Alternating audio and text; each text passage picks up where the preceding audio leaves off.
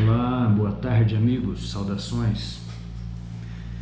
Então, vamos conversar um pouco sobre a situação do momento? Não, brincadeira. Vamos tratar de outro assunto. A glicação das proteínas. Entender a relação que existe entre a glicose e as proteínas. Isso é interessante para que as pessoas tenham noção de como funciona essa situação, essa mecânica física dentro do corpo. Só assim a pessoa vai ter condição de lançar a mão de atitudes que consigam reverter, mitigar processos de envelhecimento, atrelados ao processo de envelhecimento, as doenças neurodegenerativas, enfim. A gente tem que partir da premissa de tamanho, né? Então vamos lá, uma proteína é formada por centenas de aminoácidos, que são como blocos, como tijolos, vamos dizer assim. Existem 20 e tantos aminoácidos no corpo humano, 22, que formam as infinitas proteínas que nós temos aí, cada uma com suas funções específicas. A estrutural, ela faz parte da estrutura do corpo, ela tem função de enzima, ela acelera uma reação química, ela pode ser um colágeno para ancorar cálcio e formar osso. O cálcio é ancorado numa proteína que vai dar base para que ele fique no osso. Uma hemoglobina, que é uma proteína bastante complexa, que carrega oxigênio dentro das células hemácias no sangue, das células vermelhas. Nós temos enzimas que promovem a digestão, tanto extracelular como intracelular, como enzimas digestivas. Por exemplo, é uma enzima que é secretada para dentro do estômago para fazer digestão de proteínas, a pepsina. Ele vem na forma de pepsinógeno e vai ser ativado e formar a pepsina, que vai quebrar a proteína em pedaços. Mas voltando para os tamanhos, o aminoácido e a glicose compartilham mais ou menos o mesmo tamanho. Então, se a gente fizer uma comparação que uma sala como essa que a gente está aqui, né, seja uma proteína e um tijolo seja um aminoácido e todo o prédio seja uma célula, que pode ser dizer que essa sala fosse uma organela da célula, uma parte da célula em funcionamento, ou que vai secretar alguma coisa, ou que vai metabolizar, produzir, ou que vai fazer alguma tarefa para a célula, produção de energia, lise, né? Como um estômago, a gente tem também a célula engloba partículas e solta enzimas lá dentro para derreter aquilo, quebrar as partes e utilizar as partes para ser reestruturada. Aí nós temos essa sala aqui, comparando com uma organela celular, o tijolo e uma glicose. O que vem a ser a glicação? A glicação vem a ser quando uma glicose adere, se une a uma proteína, alterando ali naquela região a formação, a carga elétrica daquela parede, daquele pedaço de célula. E isso a célula vai detectar que não existe um funcionamento adequado e vai precisar de fazer um reparo naquela área. E ela vai abrir o código nuclear, o código genético, os genes. Cada fita tem até 1,80 m de comprimento. Então imagina o tamanho que é isso. Você abre uma parte específica, faz o molde da estrutura que você quer e volta a se dobrar, volta a ficar toda enroladinha, enovelada, como se fosse um folho de sanfona. Só que esse processo de abre e fecha, vai gerar um certo desgaste do código genético por reações químicas, processos químicos lá que ocorrem numa velocidade estonteante ali dentro. É como se a gente estivesse vendo balas de canhão cruzar de um canto para o outro o tempo todo, a velocidade que existe das reações químicas no interior das células. Então, aí você tem um código genético, a forma que você utilizou o código genético, você tem a proteína e a glicose. Essa é a base do entendimento da degeneração celular, do envelhecimento celular, das doenças degenerativas, quaisquer que você tenha. É um processo acelerado que vai, aos poucos, consumindo o seu código genético numa velocidade um pouco acima do esperado. Vai diminuindo o telômero, que é como se fosse um step para o seu código genético.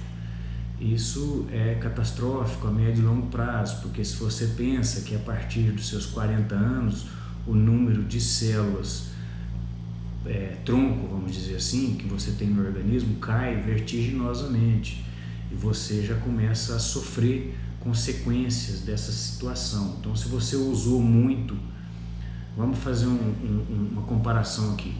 Você pega um jogador de futebol que levou uma vida desregrada.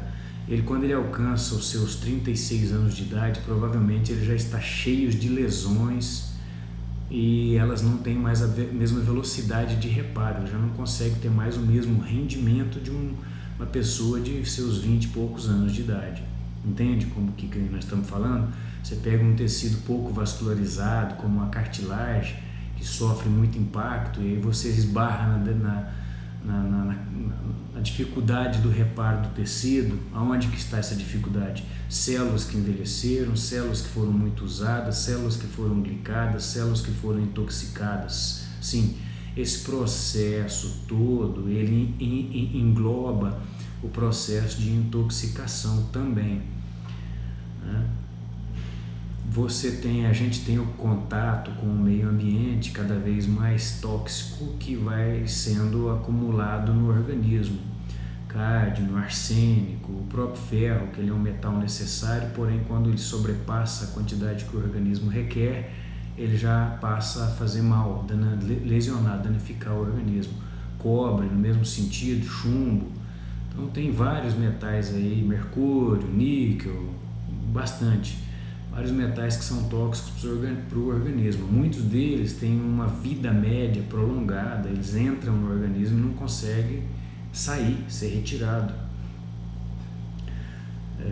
Ficam anos lá dentro. Ou muitos deles o organismo dá um jeito de esconder, guardar em alguma parte, algum local, para ele não incomodar, não atrapalhar tanto o funcionamento do organismo. Então, exemplo disso é o chumbo, que fica acumulado dentro dos ossos.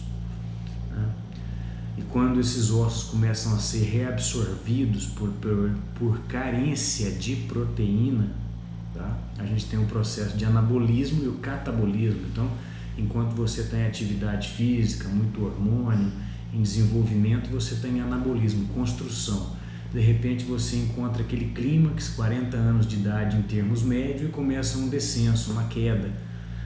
Que essa queda vai se chamar catabolismo. Você vai consumir substâncias que você armazenou no seu organismo, massa muscular, massa óssea. Não é que você usa a massa óssea, mas o organismo ele está em processo constante de transformação. Então, o osso ele tem um período de 7 anos que ele vai ser totalmente remodelado, reconstruído. Nesse processo de reconstrução, existem células que vão lá e fagocitam, consomem um pouco desse cálcio, né? Vai englobar esse cálcio no interior dela e vai derreter as proteínas que estão ali, e vão sobrar aminoácidos livres para serem utilizados aonde for necessário, seja no processo de desintoxicação ou no processo de construção, né? Então, para que eu consiga fazer a desintoxicação de uma substância, que muitas vezes não é um processo simples, né? São várias fases hepáticas, demanda de fígado, de rim, de pele, de intestino, né? E você cola junta, faz uma quelação desse produto químico com um aminoácido e ele vai ser excretado via urina. O que não, acaba sendo excretado via bilis, né, sistema biliar, via intestino. Então esse é um processo contínuo no corpo, de construção, desconstrução, separar o que é joio e o que é trigo. Nós poderíamos facilitar esse processo para o organismo, né, através do nosso conhecimento, do nosso ouvido, da nossa visão, dos nossos sentidos, sentir, intuir o que a gente precisa de ficar perto, o que a gente precisa de se afastar. Essa é uma questão importantíssima nos tratamentos. Então o açúcar entra nesse ponto, porque você consome o açúcar, ele vai entrar via circulação intestino-fígado, enterohepática, e lá dentro ele vai ser acumulado uma parte e outra parte vai entrar na circulação. Quando esse fígado está trabalhando de forma adequada, ele consegue soltar uma quantidade limitada de açúcar na circulação. Quando o fígado não está no seu melhor, ou seja por intoxicação ou carência nutricional, vai soltar muito açúcar na circulação, a famosa diabetes ou intolerância à glicose. Os outros órgãos procuram fazer o melhor que eles podem para poder auxiliar esse processo, evitar esse avanço agressivo de açúcar no sangue. Por exemplo, o pâncreas vai promover uma liberação extra de insulina, que é um hormônio que retira do sangue a glicose, o açúcar excedente, e também retira minerais, potássio, todos os outros, e tenta guardar dentro das células. Isso, por um lado, é muito bom, mas se isso começar a sofrer um impacto muito agressivo, você vai promover a glicação das proteínas de forma muito agressiva. E isso vai gerar um desgaste do seu código genético, do seu código nuclear.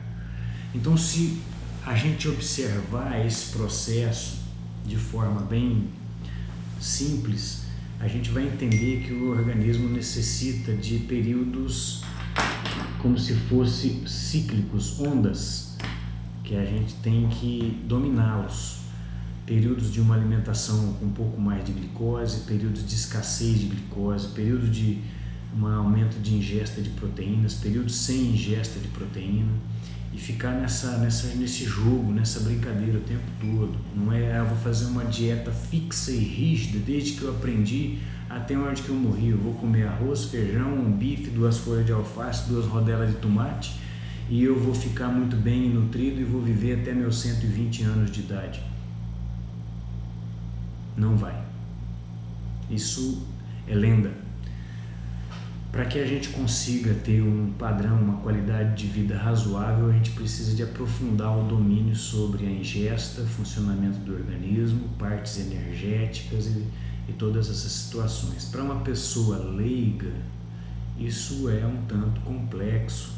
Vai ter a necessidade de encontrar um profissional adequado para que faça esse trabalho em conjunto e assim, às vezes, melhorar a condição de saúde, postergar uma possível patologia ou até mesmo tratar uma patologia já instalada no entendimento desses processos orgânicos. Então, essa é uma proposta que a gente precisa de oferecer às pessoas para que ela entenda o real significado dessa palavra saúde, né? Qualidade de vida, bem-estar, que é o que se preconiza, né? E nesse meio a gente está aí fazendo esse trabalho já com alguma experiência em alguns pacientes, fazendo essas orientações e com bastante resultado positivo. Eu tenho a agradecer às pessoas que depositaram a fé nesse trabalho que a gente vem prestando e dizer que eu fico muito feliz em poder ajudar as pessoas que chegam até mim.